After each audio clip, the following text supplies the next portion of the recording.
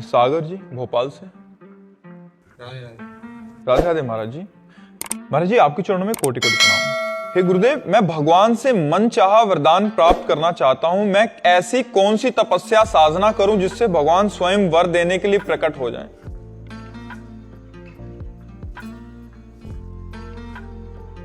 बड़ी अच्छी बात है। अर्थार्थी भी भक्त कहे गए हैं, भगवान ने कहा है। पहली बात तो ब्रह्मचर्य से रहो, दूसरी बात पवित्र आहार करो, वो भी अल्पाहार जिससे प्राण पोषण हो जाए, और निरंतर नाम जप करो, जो चाहोगे हो जाएगा।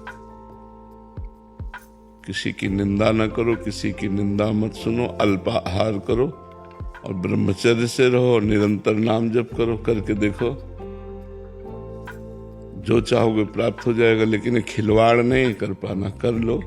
भगवान को साक्षात्कार करना खिलवाड़ नहीं, करके दिखाओ। ब्रह्मचर्य किसी भी तरह से खंडित नहीं होना चाहिए, वाणी में मौन, किसी की निंदा स्तुति नहीं होनी चाहिए, और निरंतर नाम जप और अल्पाहार भगवान की शरण में होके करो। मनुष्य शरीर मिला है, बहुत अच्छी बात है, बहुत अच्छी बात है। लगो ऐसा, ठीक है। निरंतर नाम जप करो, अल्पाहार करो, संयम से रहो, तब आप आगे बढ़ पाओगे परमात्मा। कितने दिन लगेंगे? जब तक भगवान न प्रकट हो। वो तो तुम्हारे पहले पाप नष्ट होंगे, हृदय पवित्र होगा। आप कितने जन्मों का कितना पाप का हिसाब है, वो तो जपते रहो। जब तुम्हारा पाप नष्ट हो जाएगा तब प्रकाशित हो जाएंगे भगवान। जब तक भगवान न प्रकट हो तब तक करते रहो, निरंतर नाम जप करते हो। जन्म जन्म मुनि यतन करा ही तुम्हें, तो एक ही जन्म की बात है।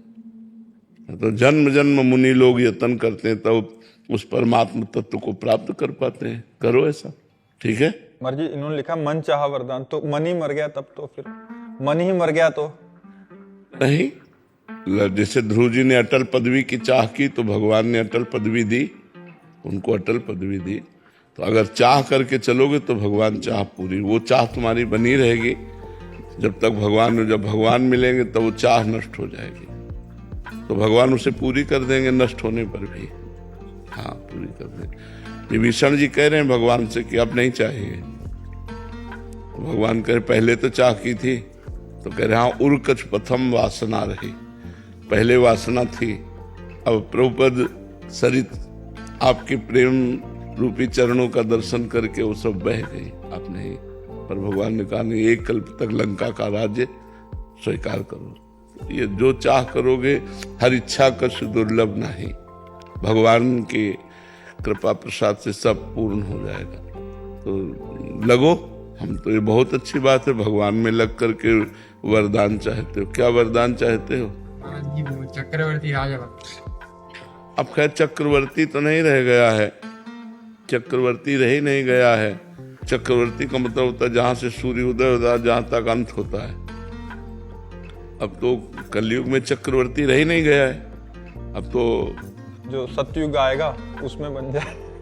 हाँ, तपस्या करो, अगर भगवान चाहेंगे तो अन्य युगों में कभी ऐसा। कलयुग में तो चक्रवर्ती सम्राट पद का धीरे से काम खत्म हो चुका है। अब तो अलग अलग देश के राजा हैं, अलग अलग देश के प्राइम मिनिस्टर हैं, तब तो ऐसा। अगर भगवान ही को प्राप्त कर लो तो कौन सब, फिर तो अनंत ब्रह्मांडों के स्वामी के दास हो गए, तो सब कुछ तुम्हारा ही है। छोटी चक्रवर्ती सम्राट पद बहुत छोटा है। देवराज इंद्र का पद, ब्रह्मा का पद भी जिस पद के आगे छोटा है वो है हरिदासत्व। भगवान के दासत्व को क्यों नहीं मांगते कि मैं सदैव आपके चरणों के समीप रहूं, आपको देखता रहूं, निरंतर नाम जप करूं, आपके प्रेम में रोऊं। ये बात मांगते। चक्रवर्ती सम्राट बहुत से हो गए, धूल दूसरित हो गए, कौन जानता है। इतिहास के पन्नों में लिखे रह गए, और उनके बने हुए जो महल थे वो खंडहर हो गए। क्या है चक्रवर्ती सम्राट? 4 दिन की चांदनी फिर अंधेरी रात, फायदा क्या? महाराज जी इस प्रश्न का कोई अस्तित्व तो नहीं है जो कर रहा हूँ। आपसे वरदान मांगने के लिए बोला जाए कि भगवान के द्वारा, तो आप क्या मांगो? भगवान से खुद कहेंगे हम, तुम्हें तो क्या चाहिए। अगर हमसे भगवान कहे कि तुम्हें क्या चाहिए, तो हम पूछेंगे आपको क्या चाहिए। आप हमसे बोलो क्या चाहिए। क्योंकि मैं आपका सेवक हूं। आप आज्ञा कीजिए, आपको क्या चाहिए। आपके नाम के बल से आपको आशीर्वाद देने की सामर्थ है। आपके नाम के बल से आपको आशीर्वाद देने की सामर्थ है। ब्रह्म राम ते नाम बड़ वरदायक वरदान। अब कुछ नहीं चाहिए। जो मिला तो बहुत कुछ मिला है। अब नहीं चाहिए। अब आप बताओ, आप कैसे खुशी रहोगे। आप सुखी रहो, आप खुशी रहो। आपके सेवक है, आज्ञा कीजिए, आपके नाम के बल से सब पूर्ण होगा। तो हम लोग तो श्री जी को आशीर्वाद देते हैं, प्रिया प्रीतम को आशीर्वाद देते हैं। तो क्या चाहिए हमसे। खेलो कूदो, आनंदित रहो, बस ऐसे ही मुस्कुराते रहो, ऐसे ही रहो, खुश रहो, आनंदित रहो, बस आप प्रसन्न रहो। कोई लौकिक इच्छा नहीं रह गई हमारी। ये झूठे, ये सब झूठे सिक्के हैं। यहाँ क्या सच्चा है, क्या सच्चा है। कौन सा सुख ऐसा है जो कि वाह, बोलो क्या सच्चा है। रुपया का महत्व किस काम का। अच्छा, शरीर अस्वस्थ है तो किस काम का जीवन। अच्छा, शरीर स्वस्थ है तो कौन सा ऐसा भोग सर्वश्रेष्ठ, मलमूत्र के द्वार ही तो है। कौन सा ऐसा श्रेष्ठ सुख है तो और कौन सा भोग रह गया। खाओ 6 घंटा में शौच बन गया, दूध पियो चाहे जो जूस पियो, थोड़ी देर में मूत्र बन गया। कौन सा सुख है यहाँ, कौन सा सुख है। हमें ये बताया कि ये टाप का सुख है। टाप का सुख कौन सा है। कोई सुख नहीं, पूरा जीवन व्यतीत हो जाता है इसी में। क्या मिलता है। तभी तो सुख की खोज तभी संपन्न होती जब भगवान मिल जाते हैं। इन सबसे सुख की खोज पर वह ज्ञान के कारण उसे लगता है कि हम ऐसे भगवान का आश्रय लो, भजन करो, जो चाहोगे प्राप्त हो जाएगा। इस युग में न सही तो अगले युग में जीव तो अविनाशी है। भगवान ऐसा बना सकते हैं। नाम जप करो। लखन गुप्ता जी, राधे राधे। राधे राधे महाराज जी, आपके चरणों में कोटि कोटि प्रणाम। गुरुदेव भगवान, जब मनुष्य चाहता है कि मेरी लौकिक उन्नति हो और लोग मुझे जाने, तब भगवान वैसा विधान नहीं करते। और जब मनुष्य शरणागत होता है और कुछ कामना बाकी भी नहीं रहती उसके मन में, तो अपने को संसार से छुपा कर रखना चाहता है, तो भगवान उसको ना चाहते हुए भी कुछ लीला ऐसी कर देते हैं कि वो प्रकाशवान हो जाता है। वो अधिकारी अब वो संसार का कल्याण कर सकता है, क्योंकि उसकी कोई चाह नहीं है। वो संसार से भी मिलना नहीं चाहता।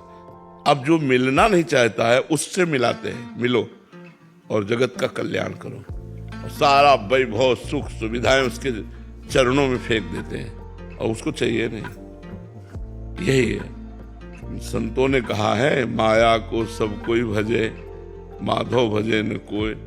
जो माधव को भजे तो माया चेरी होए। माया को सब कोई चाहता है, लेकिन श्री कृष्ण का भजन नहीं करता। अगर श्री कृष्ण का भजन करो तो माया आपकी दासी हो जाएगी। गुरुदेव, आपके प्रिया प्रीतम के सिवा कुछ नहीं चाहिए। हाँ, यही सार बात है। खूब नाम जप करो, खूब भगवान का नाम जप करो, वाणी गायन करो, लीला चरित्र सुनो, संतों का संग करो, परोपकार करो। इसी से प्रभु प्रसन्न हो जाते हैं, इसी से प्रभु मिल जाते हैं। नाम जप में खूब रति करो, अधिक से अधिक मौन रहकर नाम जप करो। नाम जप से सब कुछ प्राप्त हो जाएगा, जो चाहोगे प्राप्त हो जाएगा। किसी से बात करने का मन नहीं। हाँ, ये भजन का फल है। भजन जैसे जैसे बढ़ेगा ना, वैसे वैसे बात करने का मन नहीं होगा। तो ऐसे ही जो कर्तव्य कर्म मिले हैं उनको करो, उदासीन होकर करो, ममता रहित होकर करो। यही बड़े बड़े महापुरुषों ने किया है कि रति नहीं है पर कर्तव्य कर्म है तो उसको करना है। तो ऐसे करो और खूब नाम जप करो। कौशिक जी, आचार्य, राजस्थान। राधे राधे महाराज जी। महाराज जी, माया क्या है। इस संसार में जीव चारों ओर माया से घिरा हुआ है, परंतु माया वाली चीजों से आसक्ति ना करना और प्रभु का चिंतन करते रहना, ये वैराग्य है क्या, या मतलब सब कुछ छोड़ देना, त्याग कर देना। माया को गोस्वामी तुलसीदास जी ने लिखा है, मैं अरु मोर तोर तय माया, जेहि बस कीन्हे जीव निकाया। गो गोचर जहाँ लगु मन जाए, सो सब माया जानहु भाई। मैं मोर तय तोर जहाँ तक मन जाए, इंद्रियां जाएं, सब भगवान की माया है। जो इंद्रियों से जो देखा जाता है, भोगा जाता है, मन से जो संकल्प विकल्प किया जाता है, ये सब भगवान की माया। मैं और मोर तोर तय माया, जेहि बस की इन्हें जीव। जितना जीव है सब इस माया के अधीन है। अब जब तक मायापति भगवान का भजन नहीं होगा तब तक इस माया से कोई छूट नहीं सकता। वारी मथे घृत होए बरु, सिकता ते बरु तेल, बिनु हरि भजन न भवतरी, या सिद्धांत पेल। बिना भगवान के भजन के इस माया से तरा नहीं जा सकता। गीता में भगवान ने कहा है, दैवी हेषा गुणमयी मम माया दुरत्तया, मामेव ये प्रपद्यन्ते माया में ताम तरन्ते। ये जो दैवी दिव्य माया है ये 3 गुणों वाली है, इससे सहज में पार नहीं हुआ जा सकता। मेरी शरण में आ जाओ, मैं तुम्हें पार करवा दूंगा। मामेव ये प्रपद्यन्ते माया में ताम तरन्ते। मेरी शरण में आ जाओ तो माया से तुम तर जाओगे। तो भगवान की शरण में होकर भगवान का लीला गुण सुने, भगवान का नाम कीर्तन करे, भगवान का नाम जप करे, भगवान की प्रेमी महात्माओं का संग करे, तो माया से मुक्त हो जाए। वैराग्य का नाम है, जो वैराग्य जिससे कहते हैं, आपने कहा वैराग्य। एक होता है कि हम भोगना चाहते हैं पर भोगेंगे नहीं क्योंकि मुझे भगवत प्राप्ति करनी है, इसे कहते हैं त्याग। यहीं से शांति शुरू हो जाती है, त्यागा शांति अनंतरम। और भोगने वाली सब सामग्री पास है पर भोगने की इच्छा नहीं है, इसे वैराग्य कहते हैं। और भोगने की सामग्री है, ऐसी स्मृति भी नहीं रह गई, उसे उपरति कहते हैं। सबसे श्रेष्ठ उपरति होती है कि भोगने की सामग्री, ये भोगने की सामग्री है, ऐसी स्मृति ही खत्म हो गई। उसमें तो वैराग्य में ये तो रहता है कि भोगने की सामग्री, लेकिन इच्छा नहीं भोग की। उपरति में ये भोगने की सामग्री है, ऐसी स्मृति ही नहीं रहती। वो महापुरुष उपरति को प्राप्त हुआ, त्रिगुण माया पर विजय प्राप्त कर लेता है। तो त्याग, वैराग्य और उपरति, ये तीनों एक क्रम है उसकी उठने की। गुरुदेव, कभी कभार हृदय में नहीं आता, लेकिन मैं खुद चला के त्याग कर देता हूँ कि मन में आ रहा है, नहीं आ रहा, कोई बात नहीं, पर त्याग करना है। हाँ बिल्कुल, करूंगा तभी आगे बढ़ पाऊंगा। मन का क्या है, वो तो धोखा देता रहता है। हाँ बिल्कुल बिल्कुल बिल्कुल, ऐसा ही विवेक के द्वारा करना चाहिए। तृप्ति चौहान जी।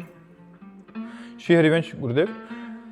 गुरुदेव, भगवान भगवत प्राप्ति के लिए दृढ़ता और वैराग्य होना चाहिए, वो अभी नहीं आ रहा और समय निकलता जा रहा है। अनुकूलता में दृढ़ता नहीं बनती और प्रतिकूलता में भी समस्या से निकलने का प्रयास होता है। ऐसे में महाराज जी कैसे शरणागति पुष्ट होगी? नाम जप, जितना अधिक नाम जप करोगे उतने ज्ञान, वैराग्य और प्रेम तीनों बढ़ता चला जाएगा।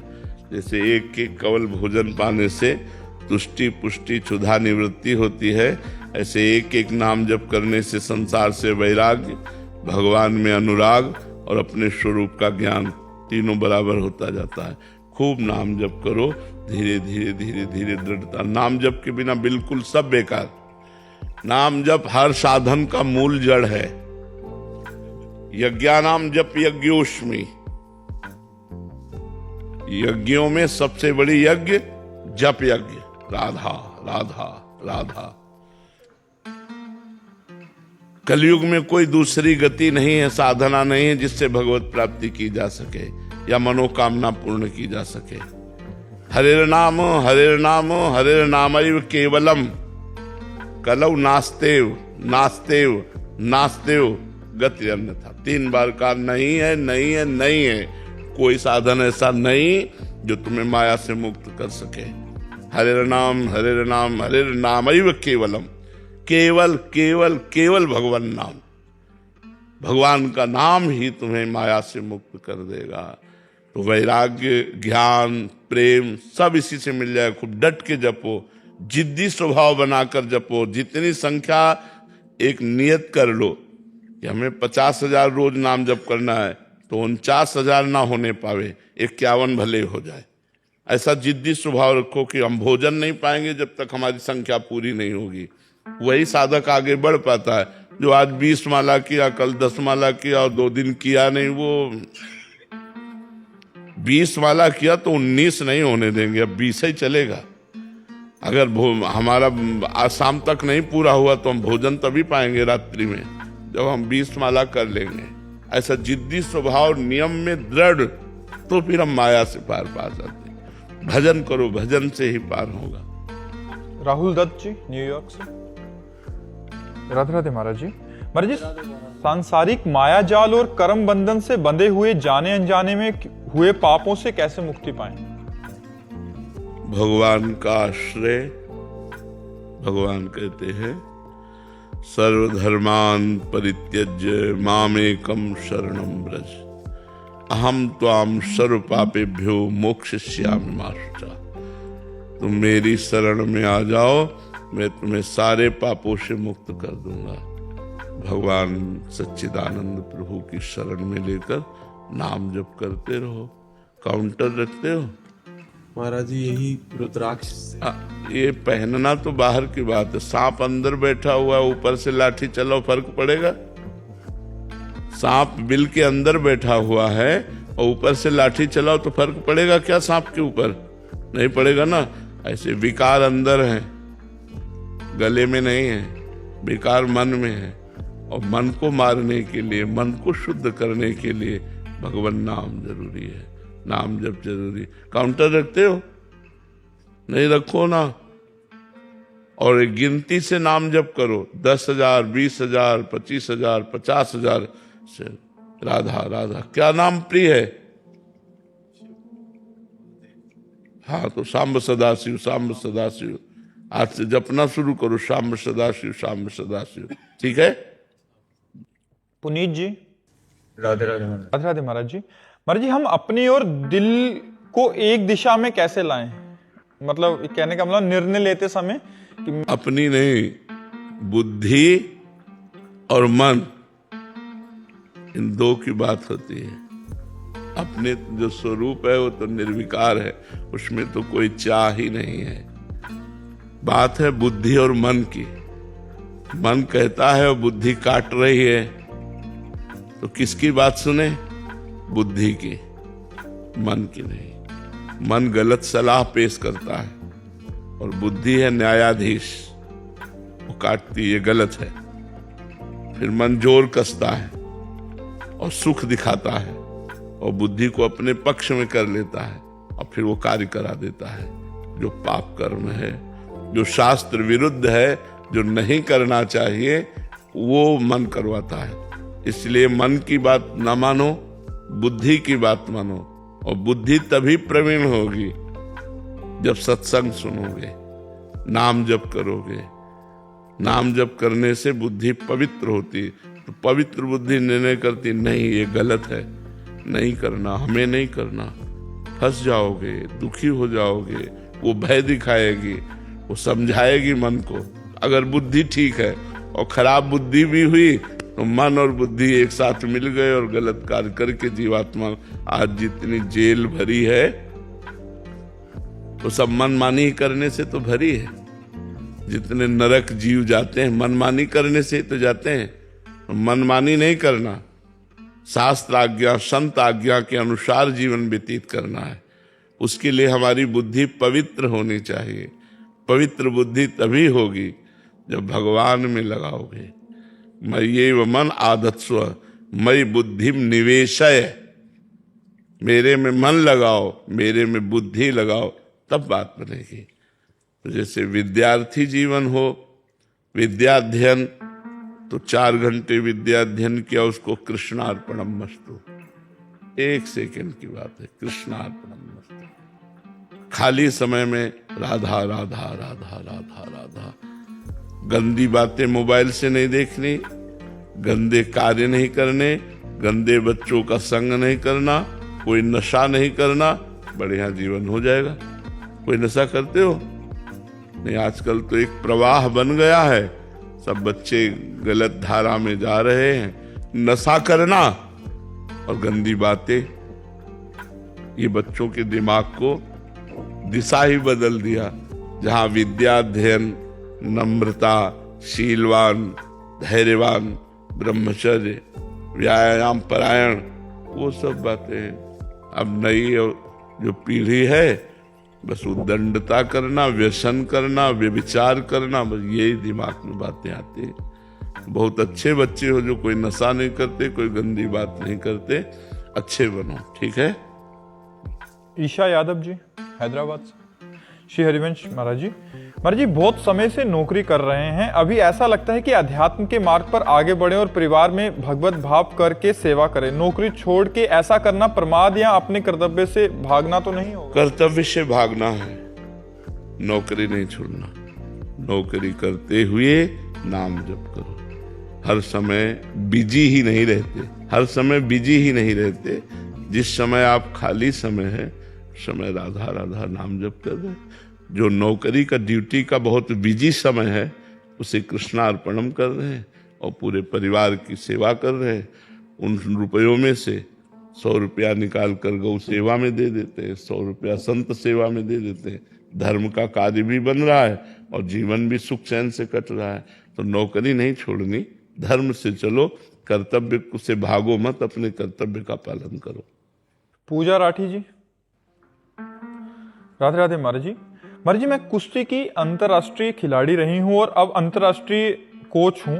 मेरा प्रश्न है कि मैं जब बच्चों को कुश्ती सिखाती हूं तो काफी बार बच्चे सुनते नहीं और मैं उन्हें डांट भी देती हूं और पिटाई भी कर देती हूं, तो इससे मुझे पाप लगेगा क्या महाराज जी? मुझे उनके भविष्य और अपने भविष्य की भी चिंता है। लेकिन कुश्ती के लिए ब्रह्मचर्य अत्यंत आवश्यक है और आजकल इसकी बहुत कमी हो रही है। जो ये हमारा ग्रामीण खेल है, गांव-गांव में 10-20 पहलवान तो होते ही थे।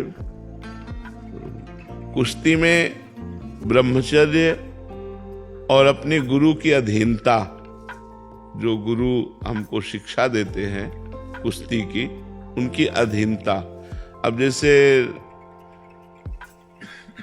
यहां हाथ मारा और देखा कि कमजोर है तो 100-200 हाथ वहीं मारेगा गुरु। अब वो अपराध थोड़ी उसके, वो तो अपने शिष्य को पुष्ट कर रहा है। अब जैसे दंड लगवाई और उसने अंक रख दिया 100 और 50 के बाद वो ढीले पड़ रहे, तो उसको परिपक्व करने के लिए कर रहे हैं, ना कि उसको नीचा दिखाने के लिए, ना उसे पीड़ा देने के लिए, उसको परिपक्व करने के लिए। तो गुरु का यह अधिकार है, चाहे जिस डिपार्टमेंट में हो, कि वो अपने शिष्य को परिपक्व बनाए, जिस डिपार्टमेंट में हो। तो परिपक्वता के लिए प्यार और शासन दोनों की जरूरत है। तो हम अपने अनुयायी जो हैं कुश्ती के, जो उनको प्यार भी दें और उनको शासन भी दें। शासन और प्यार के द्वारा हम उनको अच्छे पहलवान बनाएं, जो हमारे समाज में उन्नति करे, समाज की सेवा करे। जो शरीर पुष्ट है तो सब सेवाएं हो जा सकती। हमें जरूरी नहीं अंतर्राष्ट्रीय खेल में हम पहुंचे, लेकिन अगर हमारा शरीर स्वस्थ है तो हम एक अच्छे किसान बन सकते हैं, हमारा शरीर स्वस्थ है तो हम एक अच्छे समाज सेवक बन सकते हैं। तो ये स्वस्थता के लिए भी जरूरी है। आज हमारे नौजवान बच्चे सब भूल गए, नहीं तो 10-20 जो है दंड बैठक 15-20 मिनट में मारनी चाहिए। व्यायाम करने से शरीर पुष्ट रहता है। दवा कोई वर्जिश से बेहतर नहीं, दवा कोई वर्जिश से बेहतर नहीं। नुक्सा है कम खर्च बाला नसेन, शक्ति बढ़े फुर्तीला है, चोट न अधिक पिराए, अन्न पचे चंगा रहे, कसरत सदा सहाय। जो दंड बैठक मारता है ना, वो दवाई की कम जरूरत पड़ती है। अब छोटे छोटी अवस्थाएं, high blood pressure, low blood pressure, sugar, ये वो, अभी दौड़ो 5 किलोमीटर, 100 दंड 100 बैठक मारो और चाहे जितना भोजन खाओ, चाहे रबड़ी पी जाओ, सब पच जाएगा। अब ऐसे बैठे बैठे रबड़ी पियोगे तो लीवर खराब हो जाएगा। तो व्यायाम अत्यंत आवश्यक है। तो जरूरी नहीं है कि नौजवान बच्चे अंतर्राष्ट्रीय खेल में, अगर अपने घर में भी रहना तो सीखना चाहिए। हमें व्यायाम जरूर सीखना चाहिए, हमें दंड बैठक सीखना चाहिए कि कैसे करना है, कैसे रहना है। उससे शरीर स्वस्थ रहता है, अन्न पचता है और रोग कोई प्रभाव नहीं डाल पाता है। अगर चोट भी लग जाए तो सहने की सामर्थ्य रहती है। तो आप जरूर कीजिए, ये कोई अपराध नहीं है, क्योंकि उनको हम परिपक्व करना चाहते हैं। आयुष जी, श्री हरिवंश महाराज जी, अगर कोई साधक 84 जी का पाठ कर उन्हें उसे जगत मंगल के लिए समर्पित करे तो क्या सबको भगवत प्राप्ति हो जाएगी? नहीं, भगवत प्राप्ति उसी को होती है जो स्वयं भगवान का चिंतन निरंतर करता है। जगत मंगल के लिए तो उसके पाप नष्ट होंगे, लेकिन वो भगवत प्राप्त थोड़ी हो जाएगा। भगवत प्राप्ति तो उसी को होगी जो स्वयं अपने मन से भगवान का चिंतन करता है। किसका प्रश्न है, समझ रहे ना? स्वयं भगवान का चिंतन करता है, उसको भगवत प्राप्ति होती है। रितिका वर्मा जी, छत्तीसगढ़। श्री हरिवंश महाराज जी, महाराज जी, क्या हमारे जीवन के निर्णय पूर्व से ही निर्धारित हैं या हमारे पास अपनी नियति चुनने का वास्तविक? नहीं, पूर्व से निर्धारित है सुख और दुख। पूर्व से जो पाप कर्म का फल होता है दुख, पुण्य कर्म का फल होता है सुख। सफलता और असफलता ये हमारे, जैसे हम बहुत अच्छे दौड़ाक है लेकिन हमारा प्रारब्ध बुरा है, तो हम दौड़ने चले लेकिन हमारे पैर में या फिसल गए या कुछ ऐसा कुछ हो गया कि यद्यपि हम समर्थ थे अपने गोल तक पहुंचने में, लक्ष्य तक, लेकिन असमर्थ हो गए। इसे कहते हैं प्रारब्ध, कि आपका प्रयास सफल रहा लेकिन परिणाम असफल रहा। हाँ, नाम जप से हम प्रारब्ध को दबा सकते हैं, हम प्रारब्ध से आगे बढ़ सकते हैं। इसीलिए हम सबको कहते हैं नाम जप करो। भगवान के नाम में पाप नाशक शक्ति है, वो पाप को विध्वंस कर देगा और जो बुरा प्रारब्ध है उसको सहने की सामर्थ्य देगा। अच्छा, हम एक बार असफल हो गए लेकिन हम अगली बार फिर प्रयास करते हैं। हर बार प्रारब्ध थोड़ी हमें गिराएगा, हम अगली बार क्रॉस करेंगे, अपने गोल तक पहुंचेंगे।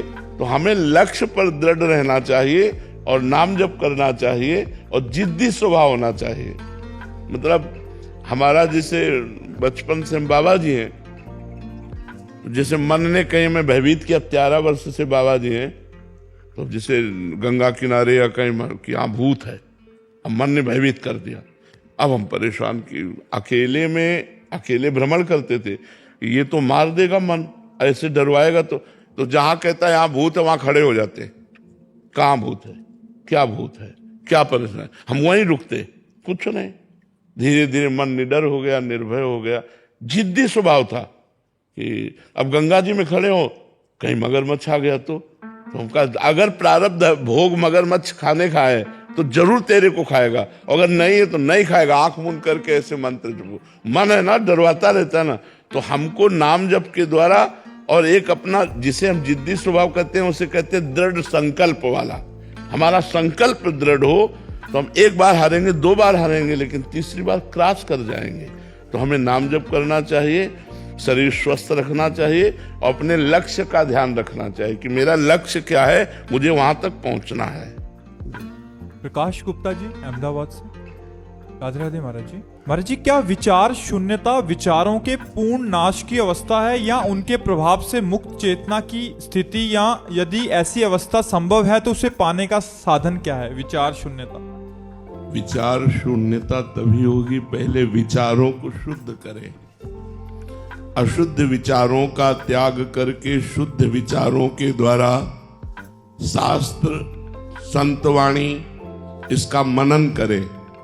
जब ये लक्ष्य दृढ़ निश्चय हो जाए मनन के द्वारा कि मुझे भगवत प्राप्ति करनी है, मुझे मोक्ष प्राप्त करना है, तो अनन्य चिंतन करने लगे, अनन्य विचार रखे। वही विचार जैसे तरंग समुद्र में लीन हो जाती है तो तरंग नाम नहीं रह जाता, ऐसे तुम जिसे विचार कहते हो उसे वृत्ति कहते हैं। शास्त्रीय भाषा में वृत्ति का लय हो गया। जब देह भाव गया तो कोई कामना नहीं, कोई वासना नहीं, कोई अन्य चिंतन नहीं, तो वृत्तियां जाएंगी तो कहां जाएंगी? तो वृत्तियां उसी परमात्मा में लय हो गई, जिसे विचार शून्यता कहते हैं। विचार शून्यता ये जीवन मुक्त स्थिति है। ये तभी आती है जब गुरुजनों के चरणों का आश्रय लेकर संतवाणी, गुरुवाणी और अन्य शास्त्रों का स्वाध्याय किया जाए श्रवण किया जाए, मनन किया जाए, निश्चय किया जाए कि वास्तविक परम सुख परमात्म सुख है, और निरंतर भगवत चिंतन किया जाए। चिंतन करते करते वृत्तियां लय हो जाती हैं। जैसे समुद्र में तरंग लय हो गई तो न तरंग रूप बचा न नाम, ऐसे ही हमारा मन, हमारी बुद्धि, हमारा चित्त, हमारा अहम ऐसे समर्पित हो जाता है कि ना मन बचा ना उसका स्वरूप। अब वो परमात्म स्वरूप मन हो गया, परमात्म स्वरूप बुद्धि हो गई, परमात्म स्वरूप चित्त हो गया, परमात्म स्वरूप अहम हो गया, अंतःकरण चतुष्टय परमात्मा में बन गया। अब विचार शून्य हो गया। इसे ही जीवन मुक्त अवस्था कहते हैं। ये थोड़ा कठिन है पर असंभव नहीं। यदि पूरे जीवन को लगाकर यह लाभ प्राप्त करना चाहे तो अवश्य प्राप्त कर सकता है कठिन, असंभव नहीं है। समझ में आई बात? योगेश ईश्वर जी, महाराज जी, जब मैं का भाव लुप्त हो जाता है, मैं ही नहीं रहता, तब भक्ति किसकी होती है? स्वयं की, अपनी आत्मा की। जब मैं अंतःकरण का लुप्त हो जाता है तो शुद्ध जो आत्म स्वरूप है उसमें जीव स्थित होता है, ज्ञान, और शुद्ध आत्म स्वरूप भगवान में पूर्ण रति हो गई, पूरा मन बुद्धि उन्हीं में लय हो गया, तो सिर्फ भगवान ही हृदय में रहते हैं। हृदय रूपी निकुंज में प्रिया प्रीतम विराजमान होते हैं। मैं प्रिया प्रीतम में लय हो गया। अब उसका मन प्रिया प्रीतम, बुद्धि प्रिया प्रीतम, चित्त प्रिया प्रीतम, अहम प्रिया प्रीतम। यदि मलिन अहंकार भगवत चरणारविंद में लगे तो मैं खत्म हो जाता है, और मैं खत्म होकर अब उसके अंदर जो चेष्टा होती है, क्योंकि पहले जीव अहंकार युक्त मैं से चेष्टा करता है, और जब वो सिद्ध पुरुष हो जाता है तो भगवान उसके हृदय में बैठकर चेष्टा कराते हैं, भगवान बोलते हैं, भगवान क्रिया कराते हैं। साधारण से साधारण और असाधारण से असाधारण सब क्रियाएं उस महापुरुष से होती हैं, लेकिन वो स्वयं करता नहीं होता, वो भगवान कराते। यंत्रारूढ़ानि, जैसे यंत्र में आरूढ़ हो कठपुतली तो अपने आप वो नाचती, उसमें कोई दम नहीं। जैसा यंत्री नचाता है वैसा वो यंत्र नाचता है। उमादार जोशित की नाई सबही नचावत राम गोसाई। तो मैं नष्ट हो जाने पर भी भगवत सत्ता जागृत हो जाती है। और देखो, जो जमीन किसी के नामे नहीं होती वो सरकारी हो जाती कि नहीं हो जाती? अपने आप हो जाएगी कि नहीं हो जाएगी सरकारी? वो सरकारी जमीन है। तो जिसमें अहंकार खत्म हो जाता है वो सरकारी हृदय हो जाता है, वो भगवान का हो जाता है। उसमें भगवान जागृत हो जाते हैं और अपना साम्राज्य फैला देते हैं। तो उसकी वाणी, उसकी चेष्टाएं लोगों को लुभायमान कर लेती है, क्योंकि अब वो लोग नहीं, अब वो व्यक्ति नहीं, अब वो स्वयं भगवान उसके हृदय में बैठ करके करते हैं। तो जब अहम नष्ट हो जाता है तो बहुत जगत मंगल होता है उसके द्वारा, बहुत भगवान की कृपा बरसती है और बहुत सुंदर भक्ति होती है। अहम शून्य भक्ति ही तो भगवत प्रेम प्रदान करती है। मैं का विस्मरण हो गया, यही भक्ति की ऊंचाई है। मैं का विस्मरण हो गया, केवल इष्टाकार वृत्ति, इष्टाकार वृत्ति। मैं का विस्मरण हो गया, केवल आत्माकार वृत्ति। तो ये आत्मवान, आत्म क्रीड़ारत महापुरुष, जीवन मुक्त महापुरुष, मैं ही तो सारी झंझट है। मैं धनी, मैं विद्वान, मैं ये, मैं, यही तो झंझट है। यही तो जन्म मरण चक्र का मूल है। संस्कृति मूल सूल प्रदनाना, सकल शोकदायक अभिमाना। ये अभिमान दूर हो जाए तो सब बात बन गई। फिर तो बहुत अच्छी भक्ति होती बच्चा, जब अभिमान दूर हो जाए। अभिमान युक्त भक्ति स्वादिष्ट नहीं होती, और जब अभिमान नष्ट हो जाता है तो वो रस आता है जो वाणी के द्वारा वर्णन ही नहीं किया जाता। यहाँ दैन्यता में रस है, अभिमान नष्ट हुआ, दैन्यता आई, भक्ति रसमयी होती है, रसमयी भक्ति हो जाती है। समझ पा रहे हो?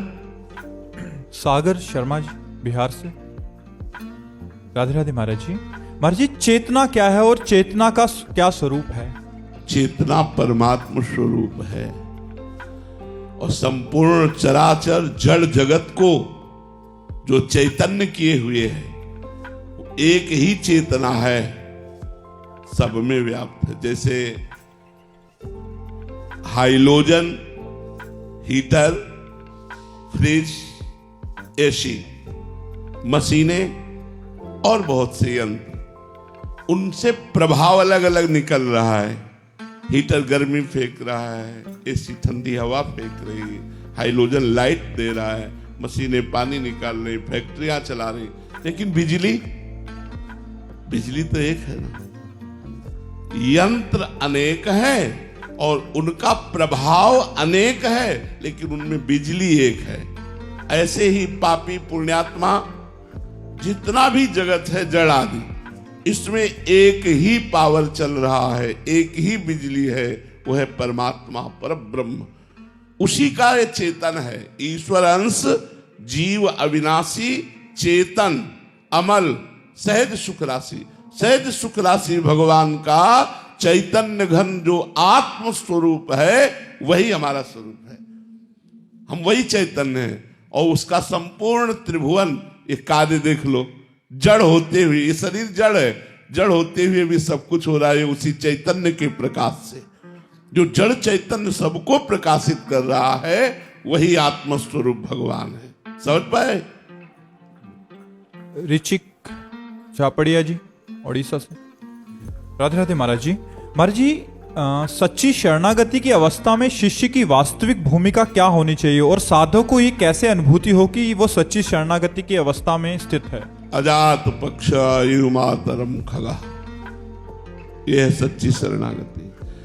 जैसे घोंसले में बैठा हुआ पंछी का बच्चा, जिसके अभी पंख नहीं निकले, वो केवल माँ की बाट जोहता है, जो दाना पानी मिलेगा वो माँ से। ऐसे जिसके अंदर एक भरोसो, एक बल, एक आस विश्वास, एक राम घनश्याम हित, चातक तुलसीदास, एकमात्र चातक की तरह केवल भगवान में हमारा भरोसा दृढ़ है, दृढ़ आसक्ति है, शरणागति की पूर्णता यहां होती है। मैं शरणागत हूं, ये भी विस्मरण हो गया। मैं शरणागत हूं, ये भी विस्मरण हो गया।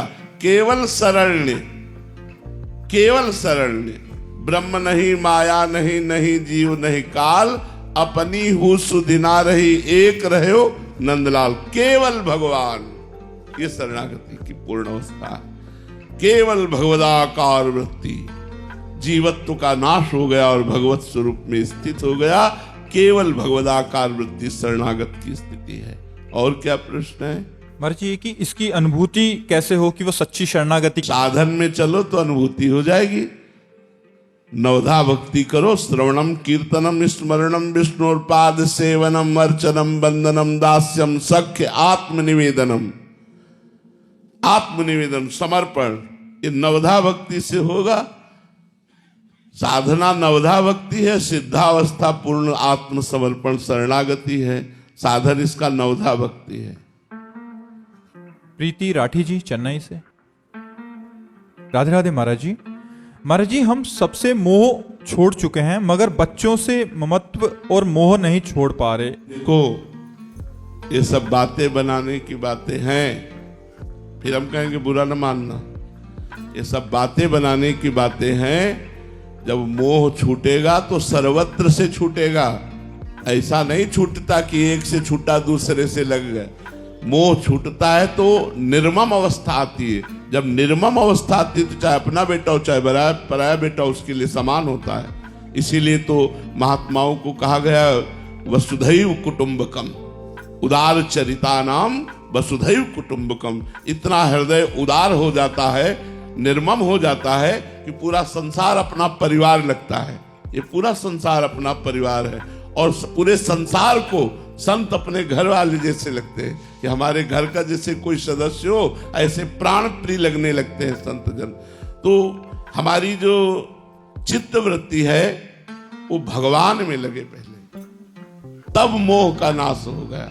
क्योंकि सत्संग सुना, भगवत भजन शुरू कर दिया, शास्त्र स्वाध्याय शुरू कर दिया, अच्छे आचरण शुरू कर दिए, तो हमारे अंदर विवेक आ जाएगा। बिनु सत्संग विवेक न हुई। होए विवेक मोह भ्रम भागा। जब विवेक होगा तो मोह का नाश हो जाएगा। ये मेरे हैं, ये बना रहना मोह का अंकुरण है। ये मेरे हैं तो ये पराये हैं क्या? नहीं, सब मेरे हैं। कबीरा खड़ा बाजार में सबसे पूछत खैर, और ना काहू से दोस्ती ना काहू से बैर, समान स्थिति शत्रु मित्र समझानी। निर्मम महापुरुष की स्थिति ये होती है। तो मेरा मोह नष्ट हो गया, पहली ये बात तो गलत है। कोई नष्ट हो गया तो आप ही स्वीकार करती बेटे में है, तो बेटे में है और अपने शरीर में भी है। हम वही कहना चाहते हैं कि बड़े बड़े त्याग वैराग्य के मार्ग में चलने पर भी ये बना रहता है और शरीर की प्रियता बनी रहती। सब जगह छोड़ दिया तो अपने शरीर की प्रियता। जब शरीर की भी प्रियता का नाश हो जाए तो उसे मोह रहित कहते हैं, उसे मोह रहित कहते हैं। अभी जो है ये मोह नष्ट नहीं हुआ, इसलिए नाम जपो और सत्संग सुनो और भगवान से प्रार्थना करो कि हम भगवत भाव में आ जाएं कि मेरा बेटा भगवान का स्वरूप ही है, तो मोह का नाश हो जाएगा। नहीं, मोह मूल बहु सूल प्रद, त्याग हो तम अभिमान, भजहु राम रघुनायक कृपा सिंधु भगवान। ये मोह ही तो मूल है दुखों का। हम लोगों को जो फंसाए है ये मोह ही फंसाए है। मोह मूल बहु सूल प्रद, और मोह गए बिनु राम पद होई न दृढ़ अनुराग। बिना मोह का नाश हुई भगवान के चरणों में प्रेम नहीं होता, और बिना भगवान के चरणों का आश्रय लिए नाम जी कीर्तन नाम जप किए सत्संग किए विवेक नहीं होता। विवेक ही मोह का नाश करता है। आकाश जी यूएसए से, राधे राधे महाराज जी, आपके चरणों में कोटि कोटि प्रणाम। महाराज जी, जब किसी साधक को भगवत साक्षात्कार होता है तो क्या उसकी पूर्ण मुक्ति निश्चित हो जाती है, और क्या मन के विकार काम क्रोध पूरी तरह जड़ से खत्म हो जाते हैं या शरीर रहते तक बने रहते हैं? हाँ, बहुत ध्यान से सुनना तो समझ पाओगे। साधक जब साधना करता है तो उसके अंदर भोगों की चाह रहती है। भोग का सानिध्य प्राप्त होने पर गिरने के चांस रहते हैं। जब भगवत साक्षात्कार हो जाता है तब ये भोगाकर्षण खत्म हो जाता है। भोगाकर्षण नहीं होता। बिना स्वाद के वो भोजन पा रहा, उसे स्वाद का तात्पर्य नहीं रह गया। बिना किसी अपनेपन के, बिना ममता के वो आपसे प्यार कर रहा है, पर उसमें आपके प्रति न ममता है न आसक्ति है। शुद्ध प्रेम, भगवत स्वरूप प्रेम। जब भगवत साक्षात्कार हो जाता है तो कर्म विवश काम आदि दोष नहीं आते, लेकिन भगवत प्रेरित आते हैं। सिद्धों में भी भगवत प्रेरित आते हैं। जैसे देवर्षि नारद जी भगवान के अवतारों में गणना की गई है, और स्वयं सिद्ध महापुरुष हैं देवर्षि नारद। अब उनके अंदर काम की संभावना ही नहीं है, लेकिन जब भगवान ने देखा कि देवर्षि नारद के अंदर काम विजयी होने का गर्व है, तो भगवान ने काम को प्रेरित कर दिया, जाओ और अपना प्रभाव दिखाओ। थोड़ी देर में ही देवर्षि नारद जी ने देखा कि एक बहुत सुंदर नगर है, ये तत्कालिक, और वहां का जो नरेश है वो अपनी राजकुमारी का स्वयंवर कर रहा है। कौतुकोस पहुंच गए। राजा ने देखा, साष्टांग दंडवत की आसन पर बैठाला।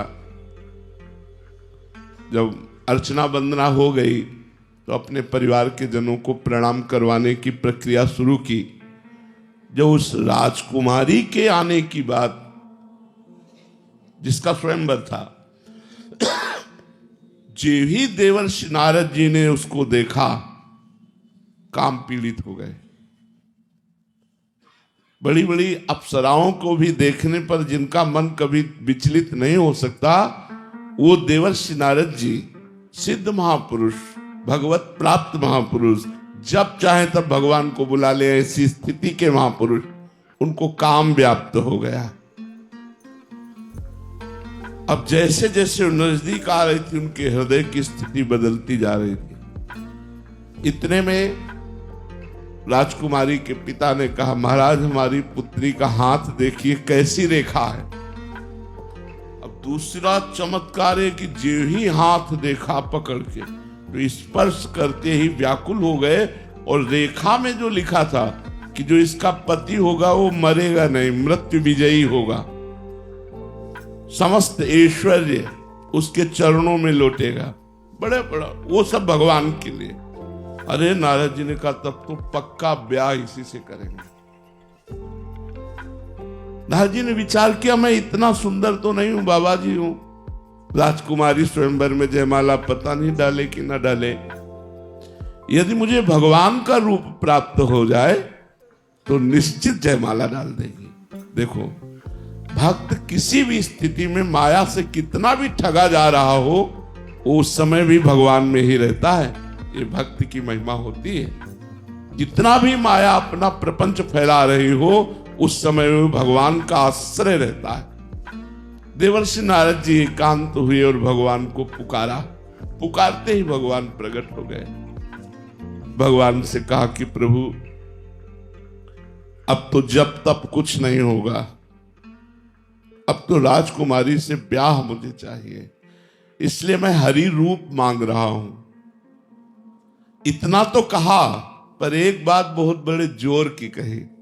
कहा, जेहि विधि होई नाथ हित मोरा, करौ सुबेगी दास में तोरा। प्रभु, जिस तरह से मेरा हित हो। नारद जी सोच रहे हमारा हित राजकुमारी के प्राप्त होने में है। नाथ, जल्दी वही उपाय करो जिससे हमारा हित हो, क्योंकि मैं आपका दास हूं।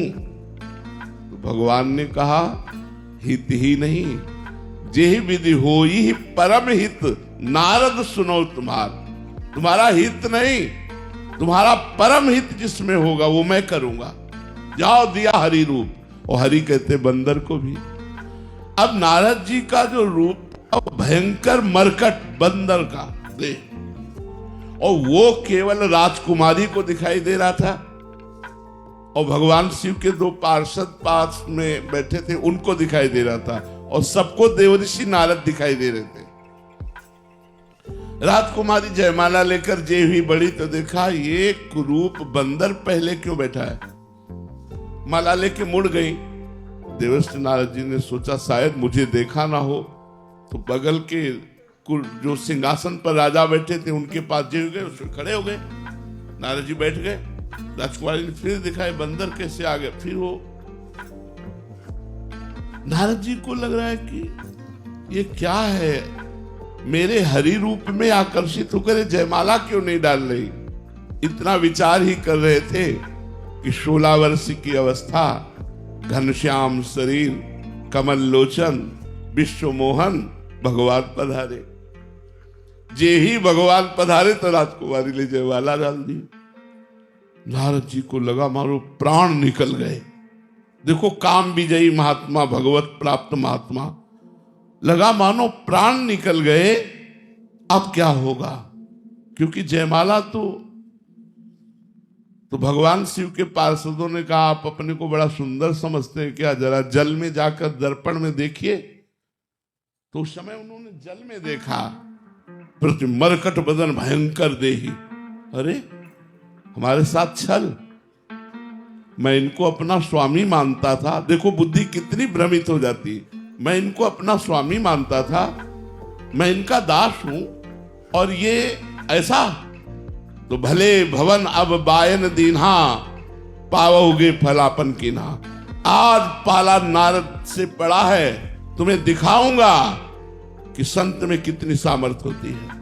और बड़े गुस्सा से वैकुंठ की तरफ चले तो रास्ते में ही मिल गए गलवैया दिए हुई राजकुमारी के, और देख के जल गए। कहा, जाओ मैं साप देता हूं, जैसे मैं नारी के वियोग से दुखित हो रहा हूं, ऐसे तुम रोगे और दुखी होगे नारी के वियोग में। और जो मुझे बंदर की देही दी वही तुम्हारा सहयोग करेगी। जब साप दे दिया तब हरि माया दूर निवारी, तहा न रमा न राजकुमारी। जी भगवान ने माया हटाई तो न राजकुमारी जन लक्ष्मी जी कोई। अब देवर्षि नारद की बुद्धि शुद्ध हुई। अरे त्राहिमाम शरणागत प्रतिपाल को, ये प्रभु मैंने क्या किया, आपको शाप दे दिया। मम इच्छा कह दीन दयाला। भगवान ने कहा सब मेरी इच्छा से हुआ है, जाओ जपहु जाय शंकर शतनामा, होई हृदय तुरंत विश्रामा। क्योंकि भगवान शंकर की बात नहीं मानी थी। भगवान शंकर ने मना किया था कि अपने को काम विजयी मत समझो, और ये काम विजय की वार्ता भगवान से मत करना जाके। तो जो सिद्ध पुरुष हैं, जो अवतारी पुरुष हैं, इनमें स्वाभाविक काम प्रवेश नहीं करता, इनमें भागवत प्रेरणा से काम प्रवेश करता है। क्योंकि भगवान के निज दास होते हैं। जैसे देवर्षि नारद जी जैसे महापुरुष, तो ऐसे सनकादि भी महापुरुष हैं। अब वैकुंठ पधारते हैं और जय विजय रोक देते हैं, तो रुके रहना चाहिए भाई। अगर कोई गेटमैन रोक रहा है तो सभ्यता ये है कि आपको रुकना चाहिए, आपको लड़ना नहीं चाहिए। ये सिद्धांत समझना चाहिए। अगर द्वारपाल रोक रहा है तो आपको रुकना चाहिए, फिर प्रार्थना करनी चाहिए। फिर रोक रहा है तो फिर प्रार्थना करनी चाहिए। लेकिन उल्टा हो गया। जो ब्रह्म प्राप्त महात्मा होते हैं उनमें विकार नहीं होते, लेकिन भगवत प्रेरित क्रोध विकार सनक सनंदन सनातन सनत कुमार में आ गया और उन्होंने शाप दे दिया, जाओ तुम दोनों जय विजय 3 जन्म के लिए असुर भाव को प्राप्त हो, दैत्य भाव को प्राप्त हो। तो देवर्षि नारद जी में काम, सनकादि में क्रोध। अक्रूर जी महाराज भगवान के परम प्रेमी भक्त हैं, लेकिन स्यमंतक मणि पर इतना उनका भाव लग गया कि वो काशी लेकर चले गए, द्वारिका छोड़कर, भगवान का दर्शन स्पर्श छोड़कर। लोभ अक्रूर जी, स्यमंतक मणि का। तो इन सिद्ध पुरुषों में भी जब भगवान की प्रेरणा होती है तो ये काम क्रोध लोभादि दिखाई देते हैं। अन्यथा नहीं स्वात्मा रामम विषय मृग तृष्णाम भ्रमयति। आत्माराम पुरुष कभी विषय मृग तृष्णा में भ्रमित नहीं हो सकता। अगर भगवान से किसी भी क्रिया से उसको जो अहम आया है उसे दूर करवाना होता है तो ये लीलाएं कर देते। अन्यथा सिद्ध पुरुषों में सड विकार जित अनग अकामा, वो कामना रहित होते हैं, वो निष्पाप रहते हैं, उनमें कोई मलिन भावना नहीं रहती। भगवान के निर्मल चरणों का जो चिंतन करके उनको प्राप्त हो गए हैं, उनमें मलिन भावना की संभावना नहीं। पर ऐसे में भी अगर कहीं अहम जागृत हो गया तो फिर विकार आने की संभावना है, वो भगवत प्रेरित विकार आते हैं। आप समझ पाए? श्री राधा वल्लभ लाल की। जी आपका एक और प्रश्न था कि कभी कभी ये मन कहता है कि अगर अच्छी व्यवस्था होती तो भजन और अच्छे से होता। लेकिन हम तुमको बता रहे हैं तुम्हारी सोच गलत है। जब व्यवस्था अच्छी नहीं होती तब अच्छा भजन होता है। और वैसे भी सही माने में याद आती है जब हमारे पास असुविधा होती है। जैसे आप 1 रोटी 2 रोटी सब्जी लिए और भगवान को भोग लगा रहे हैं तो आपको रोना आएगा, प्रभु गरीब आदमी है, हमारे पास कुछ नहीं। और 56 भोग जब आपके पास पैसा आएगा लगाओगे ना तो गर्व रहेगा कि 56 भोग लगाता हूं। तो भगवान भोग नहीं पाते, भगवान भाव पाते हैं। जब एक थोड़ी सी सब्जी और 1-2 रोटी लेकर भगवान के आगे रोते हुए लगाओगे ना, वो भगवान पा लेंगे। भगवान को प्यार पसंद है, प्रेम पसंद है, भाव पसंद है। तो सुविधा में भाव आता है या असुविधा में? असुविधा में भाव आता है। जब धन्ना जाट बालक थे, एक बाजरे की रोटी लेकर भगवान को रोक कहते तो भगवान आधी पाते और आधी धन्ना जाट पाते। 56 भोग लगाते हैं लोग, कोई देखता है, भगवान कहीं पाते हैं। भाव वाला दृष्टि वाली बात अलग है, लेकिन प्रगट में नहीं पाते। और कितने गरीबों की भगवान ने प्रगट में पाई है। तो हमें लगता है कि अगर सुविधा भगवान दे दे तो उन्हीं की दी हुई है, कोई बात नहीं, भजन करे। लेकिन असुविधा में जो भजन होता है उस सुविधा में भजन नहीं होता है, पक्की बात है।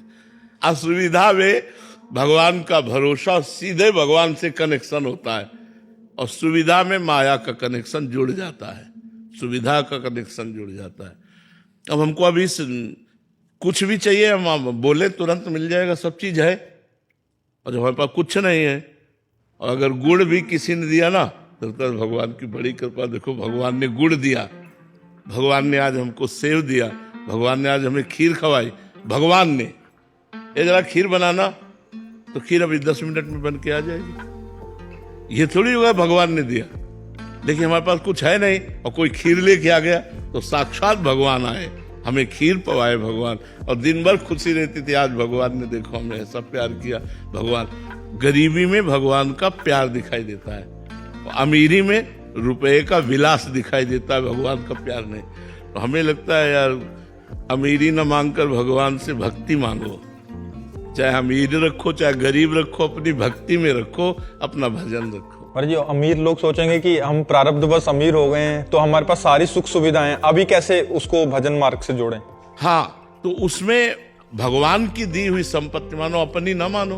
तो वो भगवान की, नाथ सकल संपदा तुम्हारी, मैं सेवक समेत सुतनारी। ये प्रभु, ये सारा सुख संपत्ति आपका, मैं तो सिर्फ आपका सेवक हूं, ये सब आपका वैभव है। नाथ सकल संपदा तुम्हारी, ये सब तुम्हारी है, मैं सेवक हूं, बढ़िया भक्ति हो जाएगी। लेकिन फिर भी असुविधा वाली भक्ति जो होगी, उसकी टक्कर की सुविधा वाली भक्ति हो ही नहीं सकती, ये पक्की बात है। जो सिद्ध हो गए हैं, वो चाहे सुविधा में रहे चाहे असुविधा में रहे, उनका दिमाग तो भगवतमय हो गया है। लेकिन जो साधक है, उसको असुविधा जरूर स्वीकार करनी चाहिए। महाराज भर्तरी जी चक्रवर्ती सम्राट हुए, जब उन्होंने वैराग्य लेकर भगवान शंकर की आराधना की, और भगवान शंकर प्रसन्न हुए, तो उन्होंने वरदान मांगा, बड़ा भावपूर्ण है, कि प्रभु कभी सम्मान से मुझे भिक्षा न मिले। चक्रवर्ती सम्राट, सम्राट पद का त्याग करने वाला महापुरुष क्या मांग रहा है? कभी सम्मान से मुझे रोटी न मिले, सम्मान कभी मुझे न मिले। ये क्यों? क्योंकि सम्मान मिलेगा तो मैं कहीं अहम से युक्त ना हो जाऊं, और जब अपमान भरी रोटी मिलेगी तो आपकी याद आएगी। जब दूसरों के दरवाजे पे खड़ा हुआ जाता, राधे श्याम, क्या है? कई मूड के आदमी होते हैं, क्या है? रोटी, रोटी कमा के रख गए, रोटी चल दिया सुबह से रोटी। अब सब हिरन हो गए लता हिरन हो गए। वो और ये मिलान नहीं हो सकता। गालियां मिले चाहे अपमान मिले, हमारा काम है, हम 5 घरों से रोटी मांगी, एकांत में मांगी, अगर नहीं मिली तो भूखे सो गए भगवान का। वो भजन यहां नहीं होगा। यहां भूखे नहीं सो सकते। यार इच्छा नहीं है तो सेव का जूस पी लो, यहां तो सुविधा है ना, आप ये ले लो, आप ये ले लो, तो कुछ ना कुछ तो इच्छा हो जाएगी। अब वहां रोटी नहीं मिली, जब रोटी नहीं मिली तो सेव का जूस कहां से? राधा राधा राधा राधा। असुविधा के द्वारा भजन होता है, पर सुविधा भी यदि है, वो भगवान को समर्पित करके सेवक भाव से भजन किया जाए, तो वही बात सुविधा से भी भगवत प्राप्ति हो जाती है। पर स्वयं भोक्ता ना बने। अगर स्वयं सब अच्छे अच्छे पदार्थ खाना हो सब, ये तो विलासिता हो जाएगी, फिर भजन नहीं होगा, ये पक्का समझो। अच्छे अच्छे पदार्थ पाने वाला अच्छा भजन नहीं कर सकता। रूखा सूखा खाने वाला अच्छा भजन करेगा।